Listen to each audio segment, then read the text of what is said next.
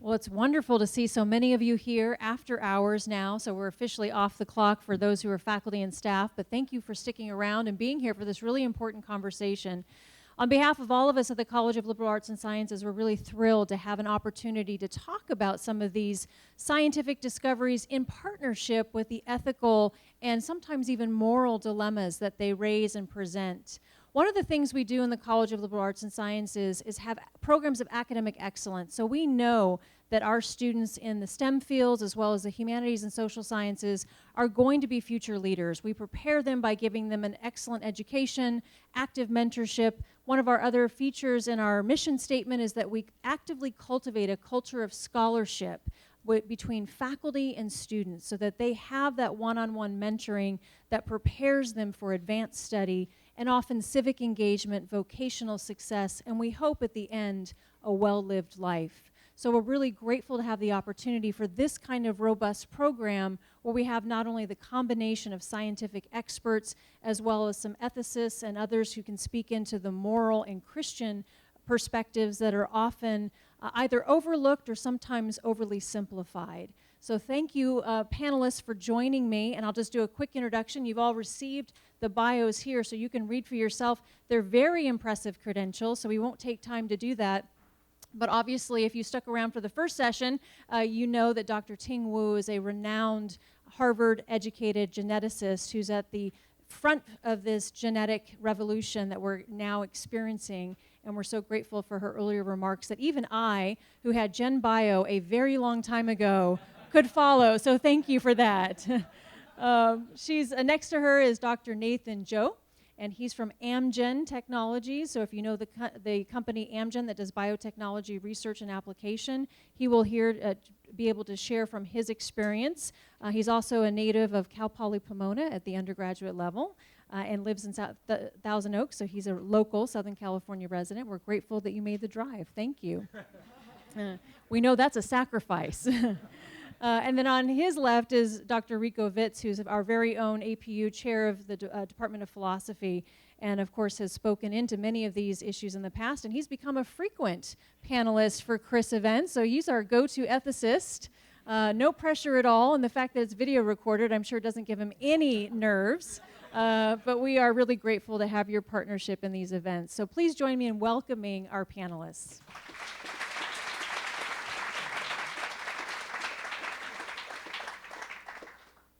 Hello, so my name is Dr. Joshua Morris, and I'm going to be the moderator for this discussion. Just to give you a little heads up, so how this is going to work is each panelist will be given about 10 minutes to give some background information and to present on different thoughts with regard to science, ethics, with relation to this topic. And then we'll have a time for questions.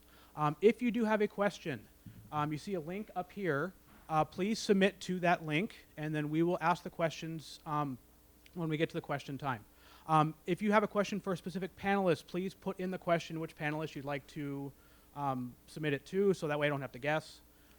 But if not, we can probably figure it out. So to get started, I'd like to bring up Dr. Ting Wu again, and thank you for being here.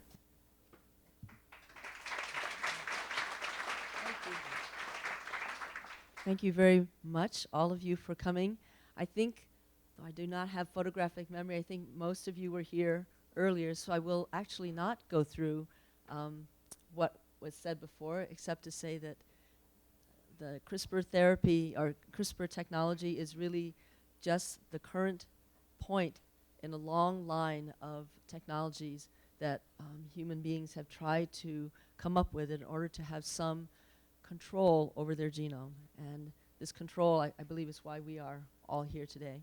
But I will use my 10 minutes to tell you about two other things that I didn't have time to say before, because I do think that the more you see everything that's going on, the more we'll be able to have the feedback we need. The first is that your inheritance, you know how you study genetics and they say that you get your DNA from your mom and your dad, and that's you.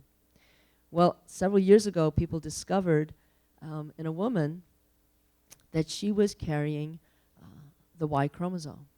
And she was a fertile woman, so they thought this is very strange. And they studied this Y chromosome, and it wasn't just a little bit of Y, it was a lot of Y.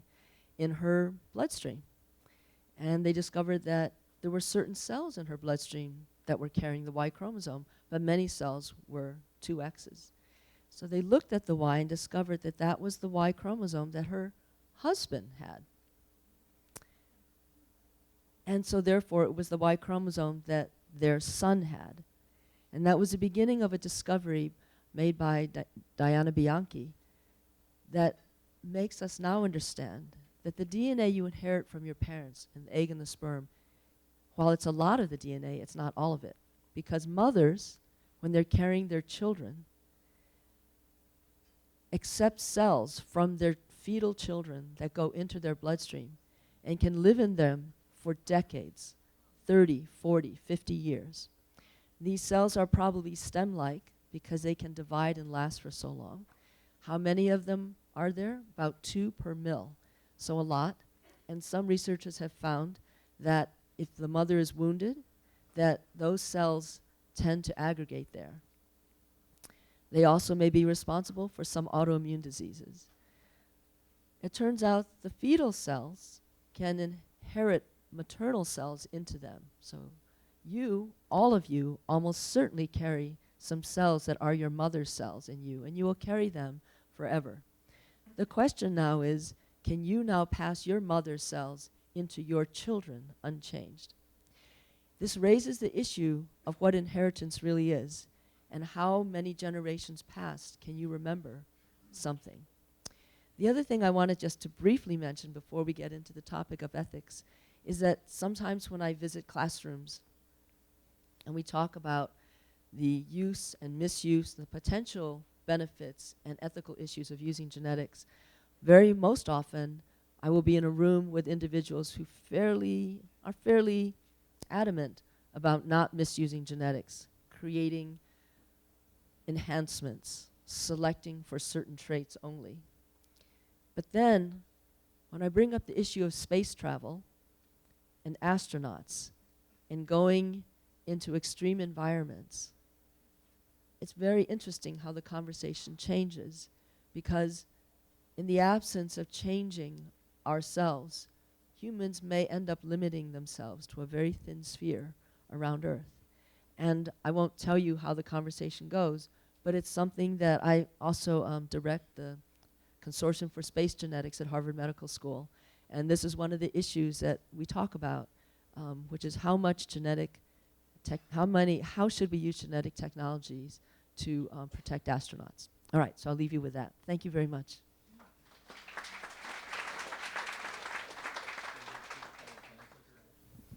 It's great to be here. I'd like to thank Louis and Don who invited me here.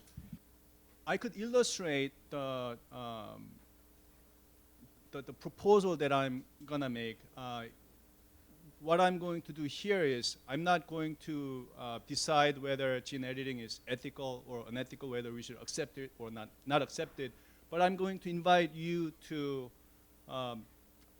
ask questions and learn more about it before we make decisions. And so, yes. Yeah, so because I work at a company, I have to put out disclaimer. All information here is public information. I'm not representing my company. I'm not your doctor. I'm not your lawyer. My title is scientist, but I'm not your scientist. And when we talk about gene editing, I don't know. It's a picture like this, something like this. What you have in mind? It's not a failed CRISPR experiment. It's a piece by Picasso. I think it's called Artist, and it's model or something. But before we go into that, an important information that I like to put out is that I am Christian. I read Bible and pray every day to search my heart and find a way to love God more by loving others as I love myself. So given that, whether gene editing is acceptable or unacceptable, it's a very complex question. And from the perspective that I developed by being a scientist, so I belong to this subcategory of human being called scientist. And I so my kind even makes up a smaller subgroup within scientists. I'm called biophysicist, but essentially I like to practice evidence-based method to search testable truth. And recently I transitioned into biotech company where the goal of the company is to use science to make something useful focused on the health of the patient, and at the same time, it's a company, so we have to generate wealth. And can we find the common ground where religion and science and biotech can overlap? And with the question whether gene editing is acceptable, I could go all over the place. But to better define the question, I like to use a hypothetical question that a professor of pharmacology asked me during my PhD program interview at UCLA. And the question that he asked during the interview is, I'm really scared by the time I'm completely convinced that all other PhD program candidates are like 10 times smarter than me, and I'm really scared. And he asks me, okay, I have a hypothetical question to ask you. If there is a pill that there's no side effect whatsoever and can make you smarter 10 times, would you take it? And how am I supposed to answer this question? I'm like silent for 7 seconds, and he says, he laughs at me. Yeah, this is kind of philosophical question that pharmacologists like to ask. If there's an indication that you want to modify, what should be the philosophy? Do you, for instance, if you want to be muscular, do you exercise, or do you take pharmacological intervention? If you get tired, do you sleep better, or do you take pill? But I like to use this question to kind of dissect this gene question into different components by also using other questions. So whenever we ask ourselves whether we are taking certain kind of treatment or not, the question whether you consciously know or not are this question. So if you have headache and there's a pill and there's some side effect, do you take it? Do you not take it? I work at your company. I tend not to take it. If there's a vaccine that prevents polio, do you get the shot? Not the shot. There's a vaccine that prevents human papillomavirus that's sexually transmitted that could cause cancer. It could cause cancer. And if you take vaccine, you may not have cancer. Do you take the vaccine or not? I know recently Azusa Pacific hosted medical use of cannabis. Take it, it's legal now. There are these scary shots that can even kill you if you dose it incorrectly, but it can potentially, it may or may not cure cancer. Do you take it? And in vitro fertilization, it was very controversial in the 70s, and it's unclear whether all the ethical issue has been clarified or not. It may still be clarified. That ties to the question that was asked earlier, whether we discuss about the ethics of a technique or not. Maybe there's some set of people who would always think some technique is unethical, and in vitro fertilization was considered very unethical. So what I'm trying to get at here is when we ask about some methods, we have to talk about not just method, but what indication are we using the method for, and what are the risks? What risks are there? And the method that we are discussing here is gene editing. And for what indication would you take gene editing as a method of treatment? And what are some acceptable risks? And I have to put another disclaimer. Although I work at drug company, I'm not going to discuss about pricing because I'm a scientist and I know almost nothing about pricing. Also, this question is already complicated enough. I don't want to add complexity to this. So, in terms of method, from the scientific point of view, science thrives on developing new methods, new technique, so science may readily accept it. In biotech industry, it could be a little different, right? We want to make a technique that the patient could easily embrace. So if there's a topical cream that you could apply to cure cancer, you would take that, right? And if that doesn't work, then you may develop pill at biotech, and you kind of don't want to go to injection, but only when you have to. But very recently, the company that I work for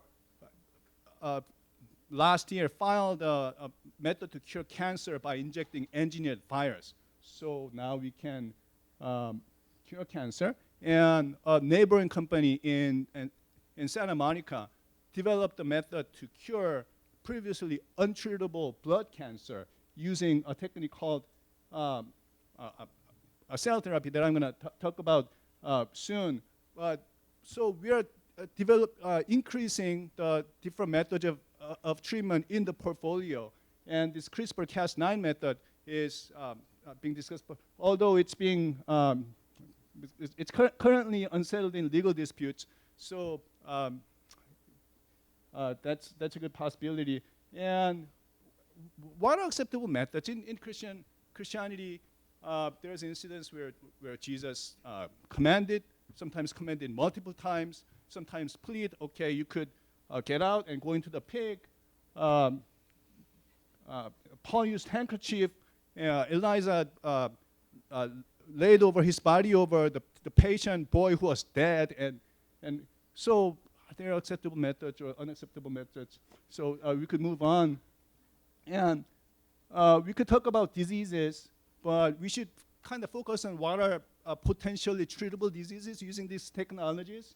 And genetic diseases is, first type of disease that you could focus on developing the method. And there are over 10,000 genetic diseases that can be transmitted if you receive impaired gene from just one of your parents. So there are over 10,000 monogenic disorders, including cystic fibrosis, sickle cell anemia, all these diseases. So is it okay to treat those diseases? And not just genetic diseases, but acute B-cell lymphoblastic leukemia, or ALL, in children. If it recurred in the children, then previously there is no cure.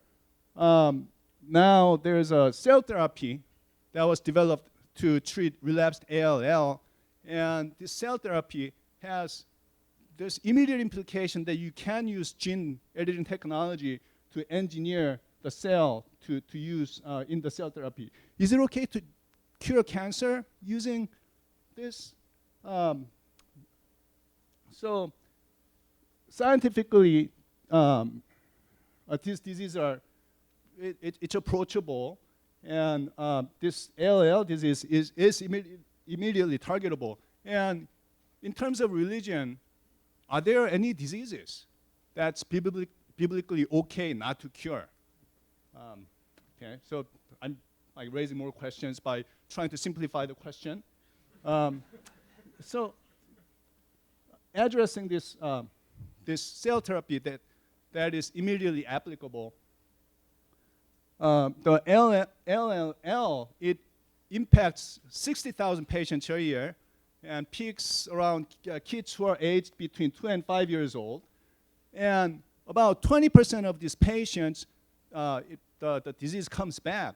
And once the disease relapses, there's no treatment. Before, just in August,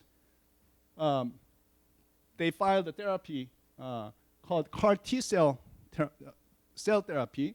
So what this therapy does is that you collect the T cell from the patients and engineer the cell in a way that the cell could express the machine that can recognize tumor cell by putting in the DNA there using virus that Professor Wu talked about earlier, and re-inject the engineered cell into the patient so the engineered cell can go around and kill all the cancer cell.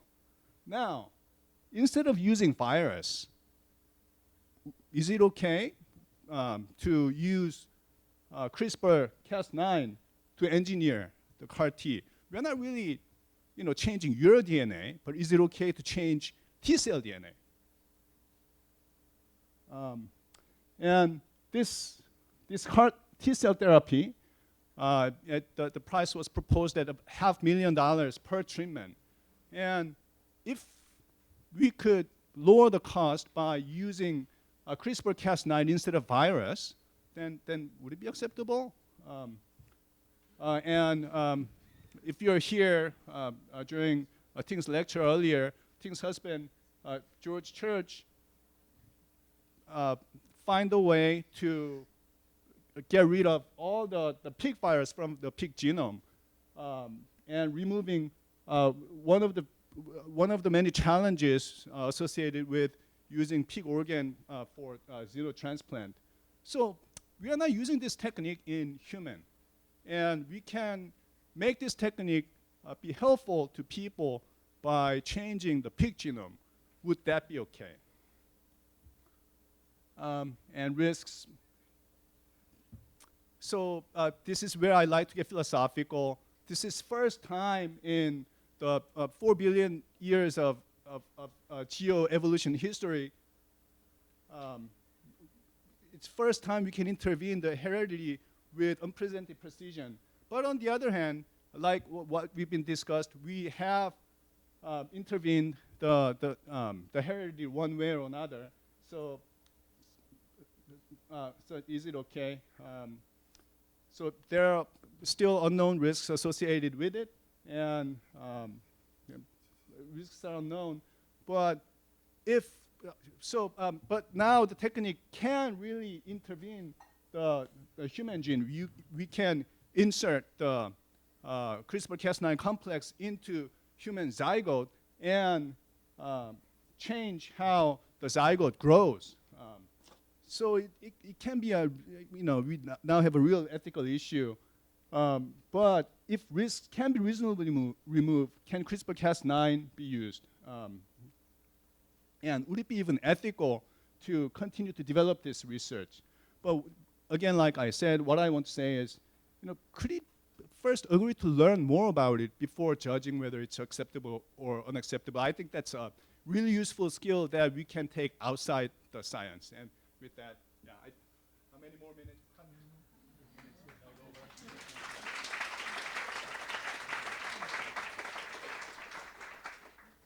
I sent around an outline of my comments. I'm not a good PowerPoint guy. So you have two smart people who know how to use PowerPoint and a philosopher who doesn't really. Okay, so I thought, what is it that I can sort of contribute to this discussion? I'm going to talk with some really well-informed scientists. What is it that can a philosopher bring to this discussion? And what I wanted to sort of bring a kind of framework for how to think about through these things ethically and how to do this not just individually, but how to do this in the public square. So that's the comments I'm going to have. And I'm just sort of thrilled and grateful to be here. I'm not entirely certain because if I was invited back because to talk about another controversial topic that'll be on tape. We did recreational use of marijuana last time. I couldn't tell that's because you like me and trust me, or you're trying to get rid of me and you hate me. I don't know what that is. Just keep inviting him until he says something nutty. Okay. So I'm going to try to stay out of trouble. So let's start with this. So here's a kind of a governing framework, kind of moral framework in bioethics, biomedical ethics. It's called Principalism. Right? And if you have the handout, that's not actually misspelled. That's how they do it. So it's Principalism, or the four principles view. It's a way of trying to synthesize a number of moral theories. Right? So the four principles are, one, autonomy. Right? When we're making decisions in biomedical ethics and biomedical research, we need to be able to respect the autonomy of the people with whom we're dealing. That's one principle. A second principle is beneficence. So we're trying to do good. Right? That's what doctors, physicians are supposed to do. They're supposed to do good. Non-maleficence is the third principle. Do no harm. And the fourth principle is justice. So the first three have to do with sort of individual care of the patient, and the fourth has to do with sort of social concerns, distribution and pricing, about which we're going to hear nothing apparently today. So at least from Nate. So these are the four principles. Right? Now here's the problem with trying to apply these four principles in certain kinds of contentious and difficult debates like this. The problem is that we get the illusion of consensus. Because who's going to disagree with respecting people's autonomy and trying to do good and avoid doing harm and trying to bring about justice? No one's going to disagree with those things, right? So we get the illusion of consensus. The problem is we get that by having very thin content on these principles, right? So what does it mean? What does it mean to do good? So do good and don't do evil. Fabulous, right? Okay, so so with Google, right? Don't do evil. This is Google's slogan, right? But what do you do when your employees want to express certain views, right? How do you interact with the government, with people's private information, right? Don't do evil sounds like a great slogan. We can all agree to it, right? But how do we have to flesh that out to apply it is the difficult thing, right? So one of the challenges, so this is a sort of a governing paradigm. It's not the only one, but it's a pretty common one in bioethics and biomedical ethics. Okay, so that's a governing paradigm, and it has a problem. Namely, it gets us the illusion of consensus by being very thin on content. Okay, so if we're gonna try to generate some real consensus, especially in the public square on difficult issues, what we're going to need to do is we're going to have to figure out how to give thicker content to those principles. Okay, now, so how is sort of the ethics and science and how are these things related, and what do they have to tell us about how we get thicker content? So here's a traditional picture. So on the handouts, it's a sort of tree of knowledge, and if some of you have been in my classes, you've seen the tree before, right? So, and the thought is that there are certain kinds of disciplines, ethics, psychology, medicine. Right? These are sort of applied arts, right? The art, medicine, the art of caring for the body. Ethics, at least traditionally regarded by philosophers, the art of caring for the soul, right? And to do those things well, those normative disciplines well, you're going to have to be properly informed by what philosophers traditionally called physics, and by physics they meant what we would call the natural sciences. So you're not going to be able to do ethics or psychology or medicine well, at least according to the traditional philosophical picture, unless you're properly informed in what they traditionally called physics or the natural sciences. That's step one. But physics, or what we call the natural sciences, alone doesn't give you enough information, right? Because it can give you, here are the facts, here's what happens, right? But we also want to know something about what philosophers traditionally called metaphysics, right? Something outside of physics, something one step beyond physics. This is the sort of the realm of philosophers, theologians, right?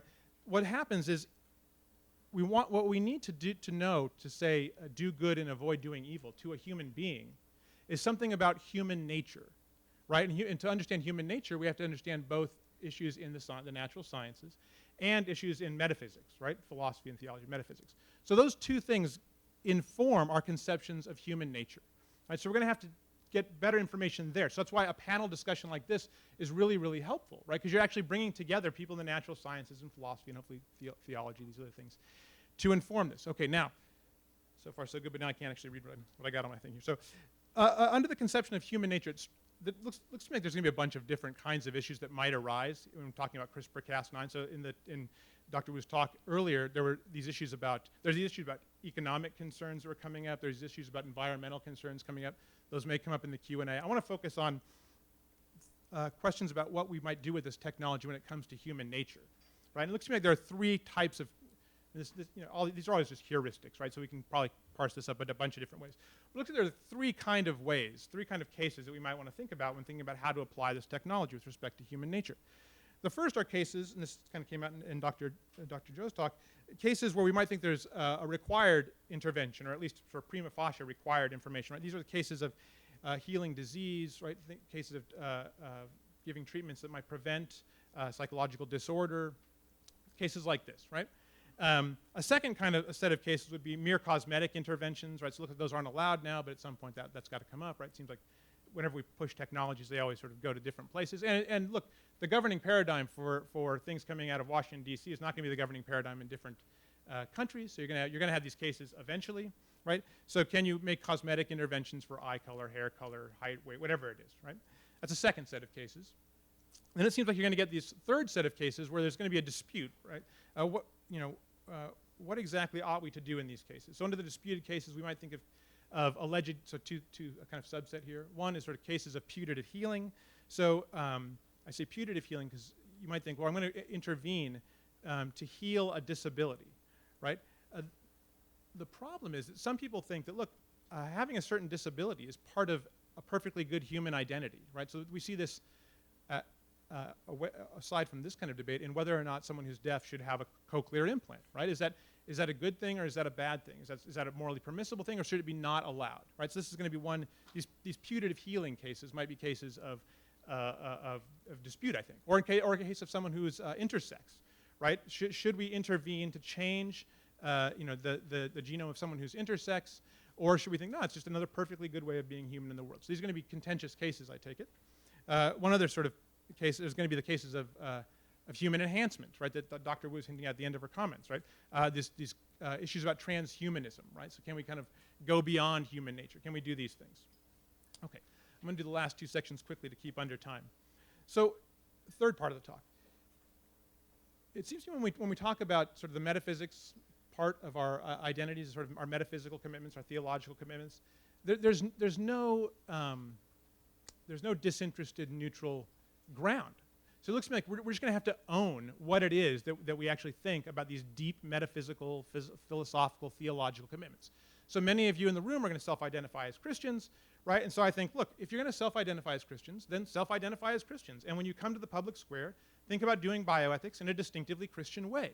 Now, don't get weirded out, right? You think like, uh-oh, right? Because if you're sitting here and you're an Orthodox Jew, then come to the public square as an Orthodox Jew. If you're a committed Confucian, then come to the public square as a committed Confucian. So come that way, but let's be fully informed. So I'm going to speak from my tradition, Christianity, right? So one of the things is you're going to have to, if you're going to come to do bioethics and think about human nature, your conception of human nature is going to be different. It's going to be informed by sacred scripture. It's going to be informed by sacred tradition. It's going to be informed by reason. It's going to be informed by experience. There I just did the Wesleyan quadrilateral. APU students know what I just did there, right? So you're welcome, theology department. So look, you're going to need to bring all of those things together, it seems to me, into the public square. Now let me say something that's particularly important about this for many folks. In the Wesleyan tradition, right, the emphasis on sacred tradition is important. That's similar to the Roman Catholic tradition. That's similar to the Eastern Orthodox tradition. For some Protestants, that's not such a robust thing. It seems to me that those of you who self-identify as Christians and are going to healthcare fields need to be more familiar with sacred tradition, right? Not just Scripture, but primarily Scripture, because Christ is the great physician. Christ shows, that here are things that are worth healing, here are things that are not worth healing. Right? These are things that Christ shows, in part. But there's also plenty of things in sacred tradition about medical practice. So if you read the canons of the early church councils, there are many things about practice. So it's very weird to me. Like when I have students sometimes in class, we'll have a discussion about abortion. Say, well, couldn't find anything about it in the Bible explicitly, so I don't know, right? So I'm going to think that Scripture or tradition don't speak to that. I think, well, I don't know if your reading of Scripture is right, but your reading of sacred tradition is certainly wrong, right? Because there are lots of things in sacred tradition where it talks about different kinds of medical procedures, right, that people should and should not engage in. So I think this is going to be very important if you're going to be sort of doing bioethics, right? You should do it in a robust mode, right? I talked about this way to the Christians, since I assume most of the people in the room are Christians. But I think that's true if you're a Jew, or like my friend in Hong Kong, who's a Confucian, right? We got to bring our full selves to the table. I'm going to wrap up quickly the last section. So you might think here's the fourth part, sort of the public square. You might think, but we can't do that in the public square. You got to bracket all that stuff, right? I think, no, that's to be ignorant of our civic tradition, right? John Stuart Mill in On Liberty says, everyone should sort of bring their ideas, and they should be fully tested in the public square. So we need to bring our full selves to the public square, right? We need to be willing to have like honest and robust agreements, and then, but what we can't do is just be so parochial, right? That it's either my way or the highway, or we get the sort of beautiful, sarcastic contention that we have in political discourse now, right? Eventually, we need to look for overlapping consensus, right? I'm a Christian, I think this. You're a Jew, you think that. You're a Confucian, you think that. Okay, but we all agree in this space. Let's at least try to work from that space, right? So principalism alone, the governing paradigm, wrapping it up. Principalism alone, governing paradigm, not going to work. Going to have to think more deeply about human nature. Got to think more deeply about human nature from within our distinct, robust commitments, bring our whole selves into the public square. Come there honestly and come there with a lot of grace. That's the sort of framing for some of the Q&A, I hope. So thanks so much for having me back. I'm looking forward to Q&A.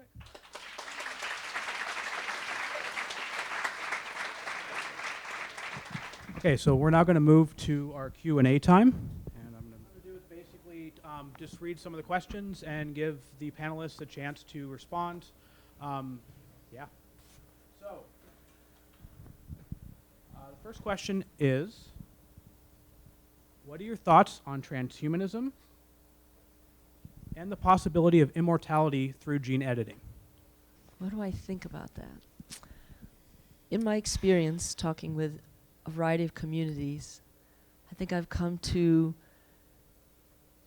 respect the huge diversity and personal reasons people choose to like something or not like something. So this is not me chickening out. I think that I'm malleable in that. I can talk to people who can argue that they absolutely need this particular, they need immortality. And it's hard for me to argue against that. And I can talk to someone else who really is against transhumanism. And I guess I'm just going to say I think this is a personal choice. This is why PG Ed wants to inform everyone. It's a personal choice. Now, in the extremes, I will say that I don't think it's a good idea to harm people, but it's hard for me to judge people's choices, unless that question is about me personally. I'm pretty satisfied with the way I personally have wonderful things in my life. I don't think I want to ask for more. I've never really felt that immortality is something that I'm striving for. So I guess I will just leave it at that. Does anyone else want to? No, you go right ahead. Be my guest. I didn't have enough time to formulate my answer. I could tell you this. Last night, I got my haircut because, you know, I don't always look this nice. I wanted to look nice. And I got my haircut. And my hair starts graying, so I colored my hair. So I definitely intervened with my natural, physics. And is that okay?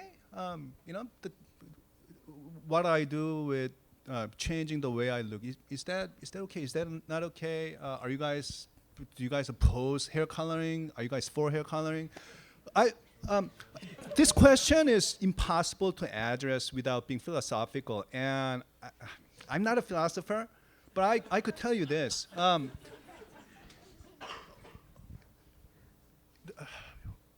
My pet theology, I started listening to like theology lectures from Yale and Princeton, and when I listen to this, I cannot understand 75% of what they say, and probably the other 25 I'm misunderstanding. But one lecture that I heard is this idea of all in all. We see what's going on with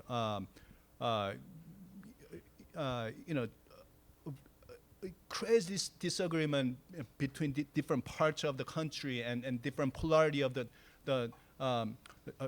government parties, and morally and theologically unacceptable events are occurring. And according to Paulian theology,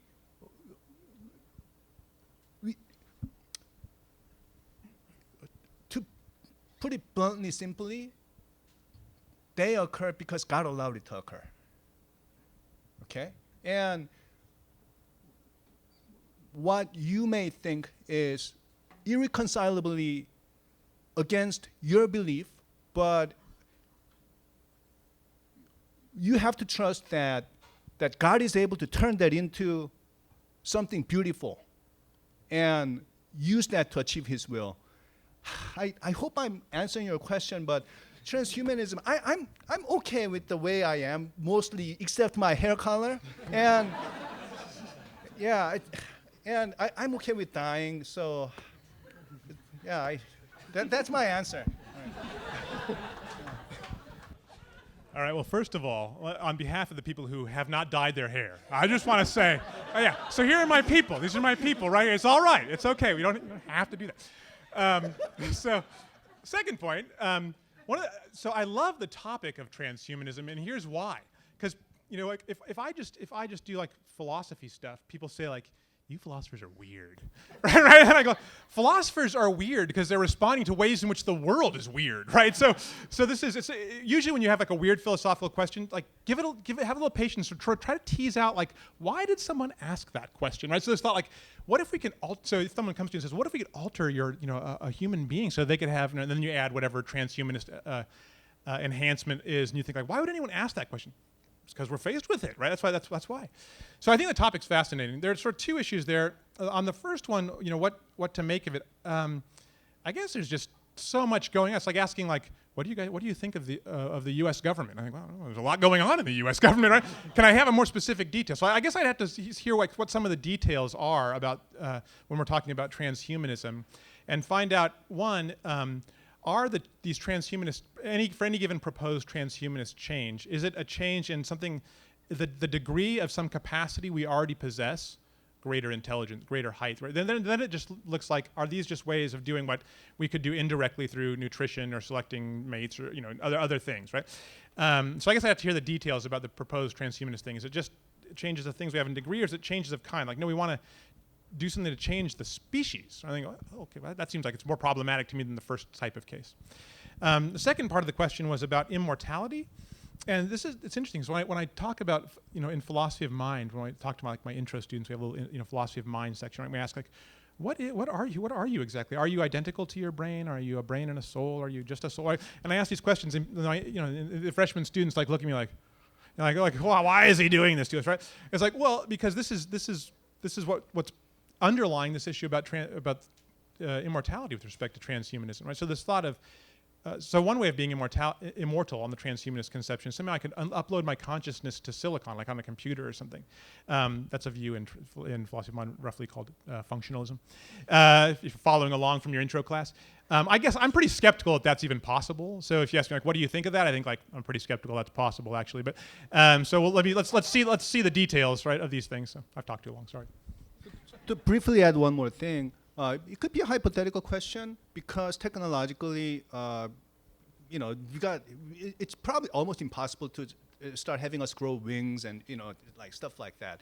But science being what it is, if there's a way to find things, it'll thrive on developing new things, and maybe it's not far too fetched. But the real difficult question to answer is, if there is transhumanism, all these technologies are available, then we cannot separate that from capitalism. And what that means is that those who can afford, let's say these techniques are available, then only those who can afford will be able to improve their physics. And is that okay? Not only the socioeconomic disparity will be in the realm of socioeconomy, but now it can, bleed into changing the genetic makeup of the people who belong to, different socioeconomic classes. Now, I think that's a more important question rather than the technology itself that we kind of have to worry about. So on that note, that leads nicely to our next question, which is, in the early 1900s, eugenics was a very prevalent concept in both Europe and in America. And it was done basically via techniques that we found to be very atrocious, i.e. the Nazis and things like that. What is CRISPR's potential to start that up again?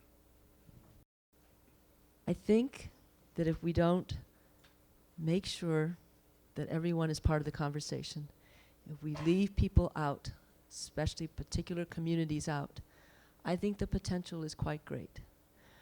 On the other hand, no matter where I go, I see such a unified abhorrence about what happened and a purpose to have it not happen, that I think if we can just give energy to that and let that go, I think that we can keep it to a minimum. Now, is there eugenics going on now? Yes, I think there already is. We judge each other a lot. That's the beginning of eugenics. You judge one person better than someone else. If we can address, separate from CRISPR, our tendency to pass judgment on each other, maybe we can have some kind of protection in place, even as we fight to make access to information better. So, did I answer the question? I think it's possible, but I think we can also prevent it. It directly goes against what Christianity is all about. Although in the history, people used Christianity to justify eugenics. But in my understanding of Christianity, eugenics is everything that's not Christian. In Christianity, if you want to be a leader, you have to serve.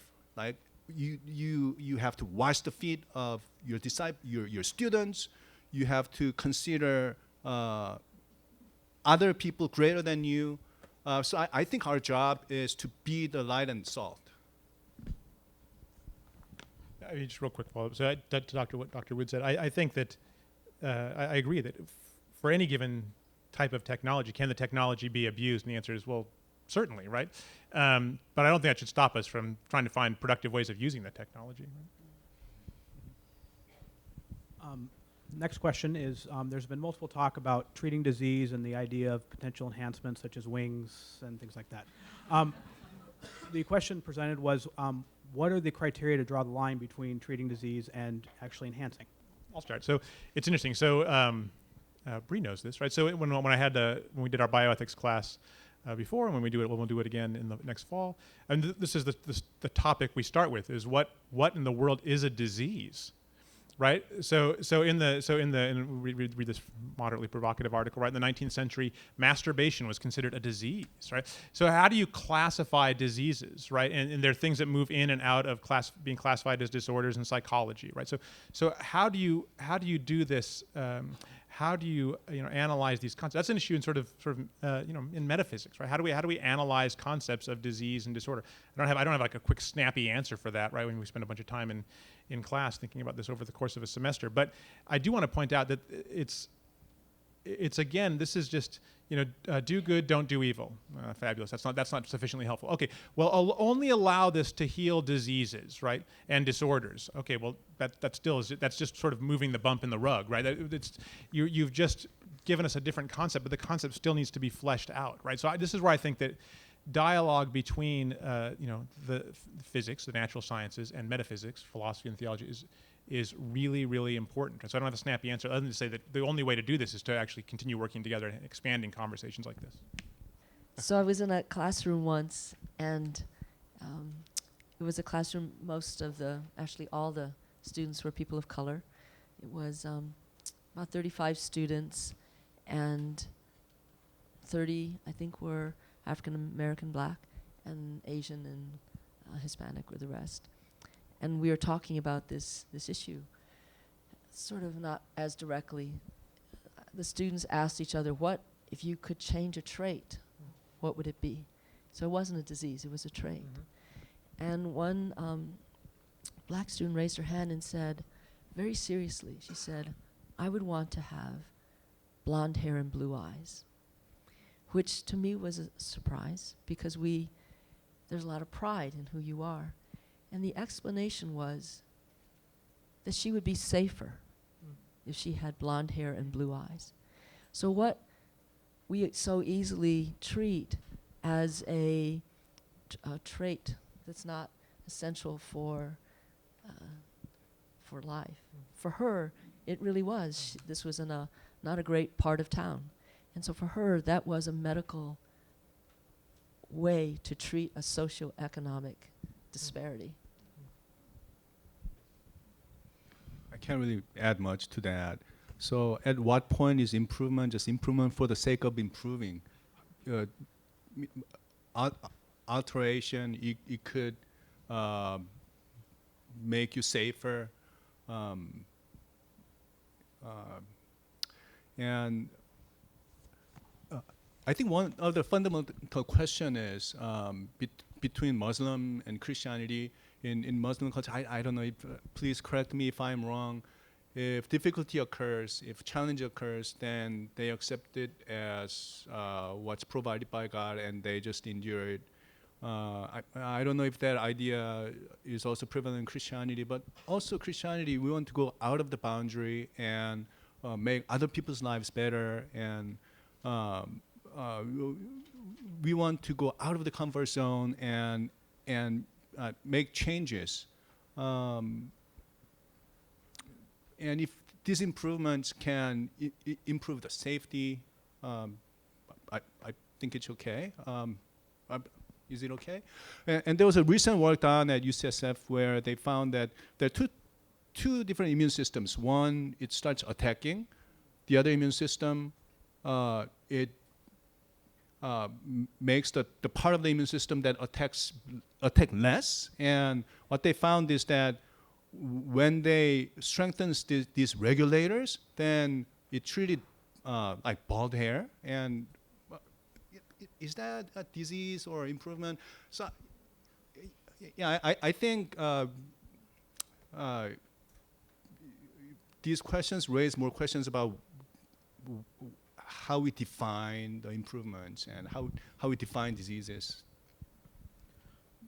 So the follow-up question to that was someone asked, so I know, Nate, you kind of mentioned this, but what are the chances of us creating something superhuman with CRISPR-Cas9? And in addressing that, what does that look like? So you said no wings, so can I turn into Spider-Man? Why not? Is that? How about, I could say this because I'm losing hair. People who don't lose hair, I don't know. So what kind of superhuman do you have in mind? I know there are genes that could make mammals muscular. So there are many variants now that are known that can increase muscle mass. As I didn't go through the list, can affect your ability to withstand pain, can make you resistant to the flu virus. These are all things that are possible. But I'm wondering if someone is proposing something that we haven't even seen yet, some kind of true superhero. Look where we've come in 100 years. I think it would not be out of the question to use this toolbox and create better vision or extraordinary capacity to smell odors. I know that people are looking for the variants associated with intelligence. Huge, controversial area. Variants that are associated with better memory. Variants that are associated with quicker response. They're looking for those. Are we going to use them in the right way? I think that's what this discussion is about. So onto an ethical question, and more of a theological one, is in Scripture there are examples to where God was not happy with humans because they aspired to be God. So in what way is is there a way to draw a line between aspiring to be God and healing, especially in the case of CRISPR-Cas9? It's nice. I like the fact that in the last question, everyone, you didn't even look to me. I know you have no, I know, Rico, that you have no clue what the answer to this question is. But then this question came up and you looked right at me. So, okay, I guess it's my turn. So I guess two parts. So first part, in some ways this isn't all that different from many things we've had in the past, right? So transplants, blood transfusions, right? There are many things that I think the initial shock is like, we're playing God, right? And then at some point you guys, well, maybe not, right? Maybe we're working with God to bring healing. So the first point is just I wanted to note that I don't think we should sort of over those of us who are identify as Christians or some religious tradition where you think we're supposed to live in accordance with nature or God's will. We shouldn't overreact, right? Let's be sensitive to the fact that there are many things that people who came before us thought, well, this is completely objectionable. Now we go, Now maybe it's just because we're reprobate or something, right? We're very bad, but maybe it's because there's something to think about, right? So I think we can look at those kind of cases, and then next point, we might be able to reason by analogy from those cases, right? And so you're like, okay, so what are analogous ways that we might be able to actually do good? So that's a point, and then the related point is. I think, the playing God part, that charge looks like it sticks only if we think we're doing something contrary to God's will, but that's going to require us to have some sort of conception of a richer conception of human nature, right? And so now it looks like we are if you think this is the case, right? We are violating God's will with respect to human nature because we're trying to create some, a creature somehow that's sort of outside of God's design or something. But I think let's wait and hear what the details are, right? If it's just increased muscle mass or increased memory, it's like those are, depending on what those changes exactly look like, but greater ability to smell, right? Those are just in within the species enhancements of qualities we already possess, right? And things that we already try to do, by other types of natural means. So I think we need to be careful not to overreact, learn a bit from the past, and let's sort of find out what the details are specifically before we start overreacting. So. And you probably have expansive view about this. Well, actually, what came to mind is global warming for me. I know there are different views about whether global warming is something we need to worry about or responsible for. So let's just talk about the environment, controlling our environment. I think that human beings have already greatly altered our environment, and that we have the capacity and knowledge now, some, not all, to maybe mitigate some of the problems we have caused, whether or not you believe in global warming. And one could ask, can we go back to the way things are? We would have to give up our way of life. So in a way, we may have passed the point of no return. I don't know if that's playing God or not, but we are shaping our environment in a way, in a very knowledgeable, purposeful way. And I think in some cases, if you can save lives, you can help the planet become healthier. That is like playing God in a way. But I think many people would agree that this is something we need to heal. So when during my first year of graduate school, I had kind of my theological challenging time. Before I studied PhD program, I was a chemist, and after I studied PhD program, I started playing with bacteria. I would insert DNA. So I think I was talking about this earlier, and have bacteria make the protein that I would like it to make. And I'm wondering, man, am I playing God? God created this bacteria, and I'm doing this. Well, to kind of address it in a light way, do you guys know the joke? The scientists come up with a way. I found a way to create life from dirt, and God goes, okay, go ahead, and here's the dirt, and God goes, that's my dirt, right? We could create this technology to the death, but we don't compare to God, okay? I'm just putting this small DNA in there, and bacteria. I think it's really it's not smart, and it just makes the thing that I program it to make. But I find it's really, really smart.